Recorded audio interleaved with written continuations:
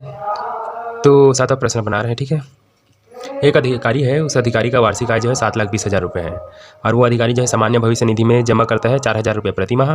उसी तरह से जीवन बीमा में जमा करता है 3,000 रुपये प्रति माह और राष्ट्रीय बचत पत्र खरीदा है 30,000 रुपये का और एक अनाथ आश्रम में दान किया है 20,000, जिसमें से 50% टैक्स फ्री है। चलिए इसको बनाते हैं, बहुत ही अच्छा प्रश्न है, ठीक है। तो ऐसा रहता है, सबसे पहले क्या कर लेते हैं, जो इस 50% टैक्स फ्री दिया है इसको पहले लिख लेते हैं, ठीक है। तो इस 20,000 का 50% टैक्स फ्री बोल दिया है, तो इसको 50 से गुना कीजिए और 100 से भाग कीजिए। 1 शून्य से 1 शून्य, 1 शून्य से 1 शून्य कट गया।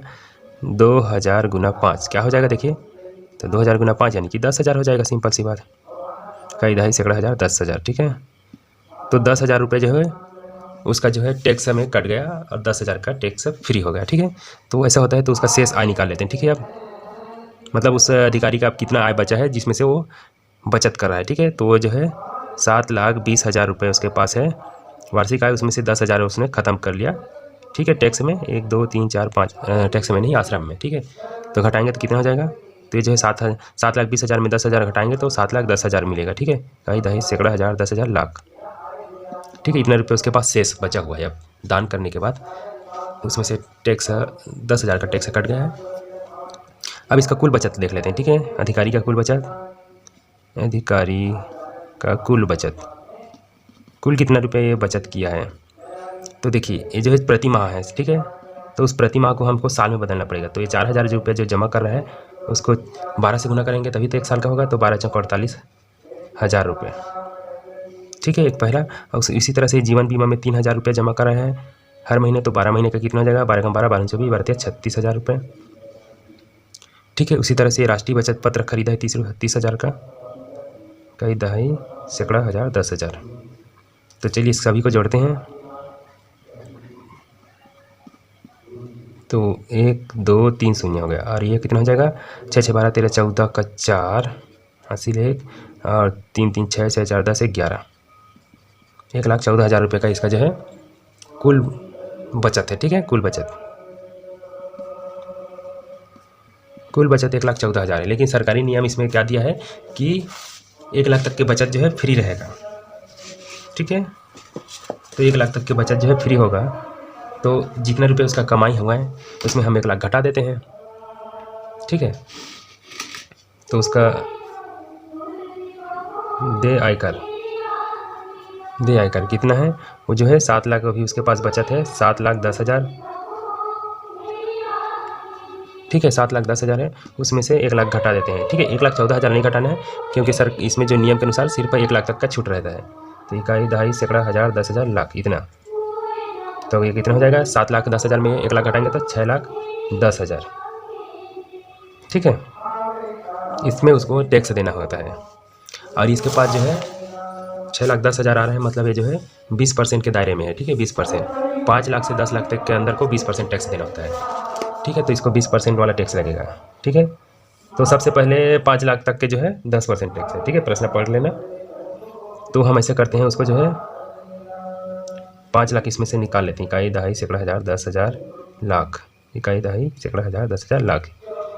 इसमें से 2 लाख तो सरकार छूट देता है, ठीक है। 2 लाख तक का कोई पैसा नहीं लगेगा बोल रहा है, तो इकाई दहाई सैकड़ा हज़ार 10,000 लाख, यहाँ तक का टैक्स फ्री है। इसके ऊपर जो है उसका 10% लगेगा, ठीक है।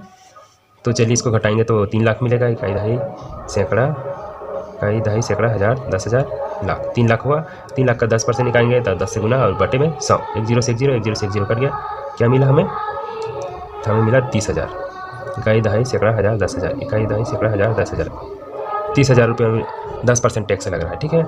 इसी तरह से 5 लाख के ऊपर वो का जो है वो 20% टैक्स देगा, तो जो है 10% का टैक्स निकालें, आप 20% का टैक्स निकालते हैं, ठीक है। तो 5 लाख तक का तो निकाल लिए हैं। देखिए ये जो 6,10,000 है,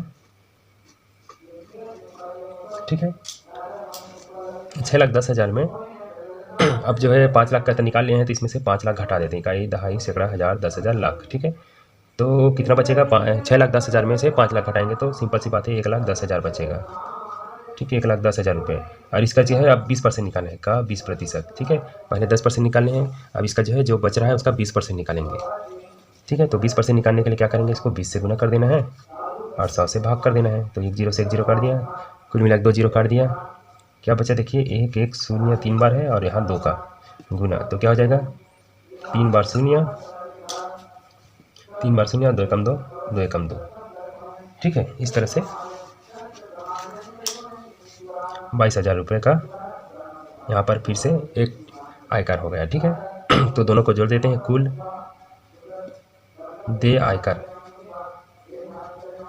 कुल कितने रुपये को देना पड़ेगा, तो पहले में 30,000 दे रहे हैं और अभी ये जो है 20% में 22,000 दे रहे हैं। तो दोनों को जोड़ेंगे, 1 बार 2 बार 3 बार 0, फिर 2 और ये 3 2 5। ठीक है, तो 52,000 रुपये हो रहा है। तो ये जो है 52,000 कुल इसका जो है आयकर है। ठीक है, ये वाला कुल देय आयकर है, लेकिन अभी भी इसमें से है शिक्षा का देना बाकी है। ठीक है, चलिए शिक्षा उपकर भी निकाल लेते हैं। शिक्षा उपकर, शिक्षा उपकर जो है ये जितना है उसका 3% लगेगा। ठीक है, तो 5 2 3 बार 0, इसका 3 का गुना कर देना। ठीक है, यानी कि 52,000 को 3 से गुना करके 100 से भाग कर देना है। 1 2 3 4, यानी कि नीचे वाला 2 0, ऊपर वाले 2 0 से कट गया। क्या मिला हमें, 520 का गुना 3 से, है ना। तो ये हो जाएगा 3 0 0, 3 दूनी 6, 3 5 15, 1560 रुपये शिक्षा उपकर हो गया। और कुल देय आयकर लिखेंगे तो कुल देय आयकर एक बार और। ठीक है, इस बार जो है शिक्षा को भी जोड़ेंगे और जो दे रहा है आयकर उसको भी जोड़ देते हैं। ठीक है, तो यह जो है 52,000 रुपये में ये जो है इसको भी जोड़ना है। ठीक है, कितना है 1560, तो हो जाएगा 0 6 5 2 1 3 और ये 5। तो यही इसका मेन आंसर है। ठीक है, 53,560 रुपया ये का आंसर है। और ये इसको भी लिख लेना। ठीक है, ये शिक्षा उपकर है। ठीक है, ये दोनों आंसर है। इस तरह से बनाया जाता है। वीडियो थोड़ा सा लंबा चौड़ा बन जाता है क्योंकि इस तरह के सवाल जो है थोड़ा से घुमावदार रहता है। और आप लोग भी बना कर देखिए, वीडियो को बार बार देखिए, समझिए, और अच्छा लगे तो लाइक कर देना। चैनल को सब्सक्राइब नहीं किए होंगे तो सब्सक्राइब भी करते जाना। ठीक है, नोट करना चाहिए तो नोट कर लीजिएगा। मिलते हैं और भी प्रश्नों के साथ।